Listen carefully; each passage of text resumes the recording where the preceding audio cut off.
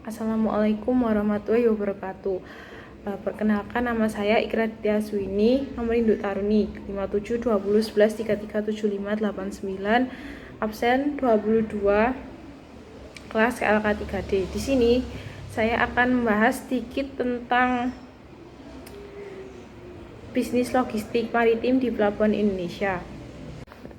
Nah, berbicara tentang menjelaskan bisnis logistik maritim di pelabuhan Indonesia, saya teringat saya pernah membahas tentang bagaimana cara menciptakan smart port di era yang terbarukan ini di Indonesia. Nah, di pembahasan tersebut saya mencantumkan bisnis dan jasa yang terdiri dari yang pertama silang investasi. Mungkin silang investasi ini belum banyak dilakukan di negara-negara berkembang, tapi mungkin Indonesia beberapa tahun ke depan bisa menerapkan sistem ini.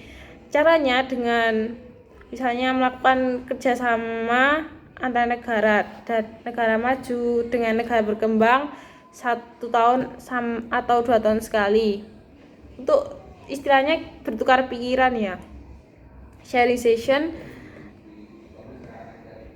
agar negara berkembang mengetahui apa sih yang kurang, maksud saya untuk mempelajari apa saja yang dari negara maju, teknologi-teknologi yang didapat dari negara maju. Sebaliknya, dari negara maju akan mengetahui apa saja yang kurang dari negara berkembang, dan begitu mereka bisa melengkapi. Terus yang selanjutnya ada jasa khusus sesuai bidangnya. Jasa khusus sesuai bidangnya ini agar memudahkan dan akan memudahkan jika pengguna atau satu perusahaan tidak bingung. Misalnya kita mau menggunakan jasa pandu, itu kita tinggal menghubungi yang agen khusus tersebut, dan tidak perlu bingung untuk mencari-cari. Terus yang ketiga ada BBM atau bebas biaya masuk. Nah, di era pandemi ini tarif pajak dan biaya mungkin belum turun.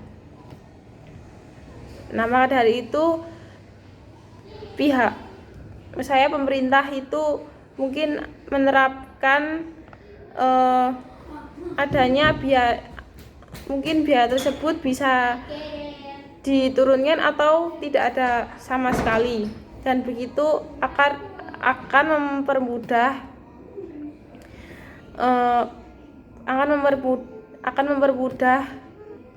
sumber daya manusia tersebut. Yang selanjutnya ada distribusi modern. Distribusi modern ini bisa menggunakan alat-alat terbarukan atau teknologi modern saat ini. Yang terakhir adalah pengelolaan kargo dan kontainer dengan sistem jarak jauh. Pengelolaan kargo dan kontainer dengan sistem jarak jauh ini memudahkan bagi pekerja atau bagi perusahaan yang mengelola seperti alat-alat tersebut tidak susah. Atau mungkin kapal yang ingin, misalnya ada kapal yang ingin sandar, terus mereka seperti menghubungi perusahaan tersebut tinggal lewat online saja. Lalu selanjutnya, untuk bisnis logistik maritim di pelabuhan di Indonesia yang bisa dilakukan yaitu adanya sewa kapal barang. Nah, sewa kapal barang ini mungkin untuk di pelabuhan-pelabuhan yang belum maju atau istilahnya terpencil kan belum banyak. Nah, dengan itu pemerintah bisa menggalakkan atau menerapkan sistem sewa kapal barang ini.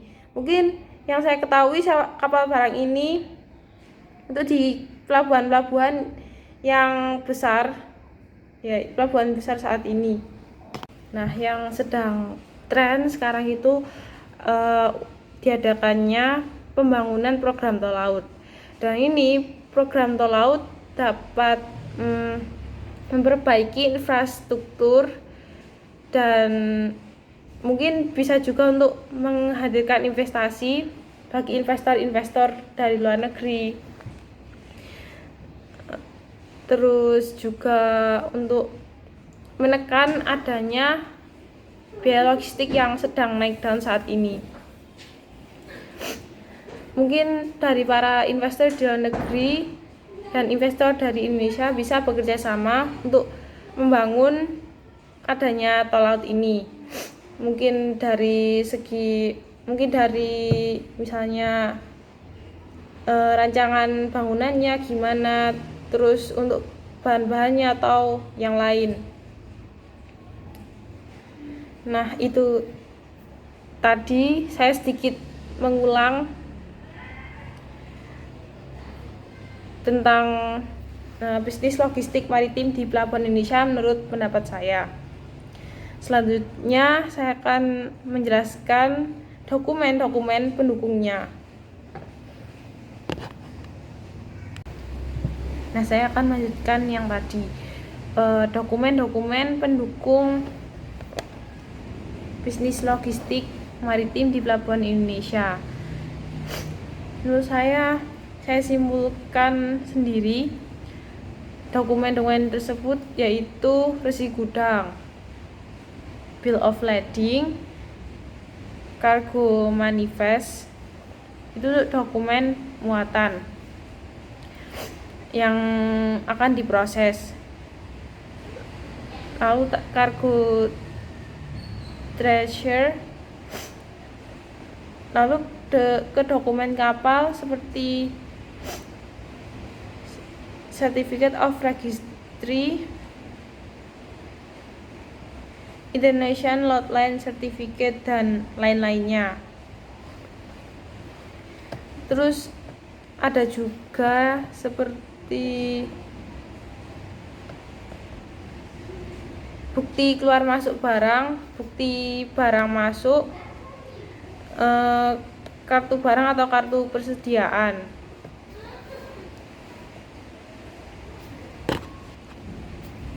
Nah, ini tambahan dokumen logistik seperti prosedur penanganan bahan baku, prosedur penerimaan, penyimpanan, hingga pengeluaran produk akhir, prosedur pengendalian stok, prosedur distribusi barang, prosedur permintaan pembelian, prosedur penerimaan dan pemeriksaan kualitas bahan baku, form permintaan barang bahan baku, form kartu stok, form daftar material atau peralatan rusak, dan lain-lainnya.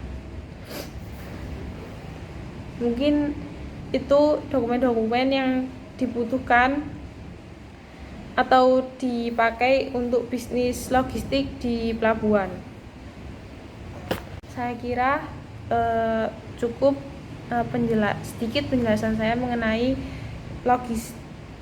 bisnis logistik di Pelabuhan Indonesia.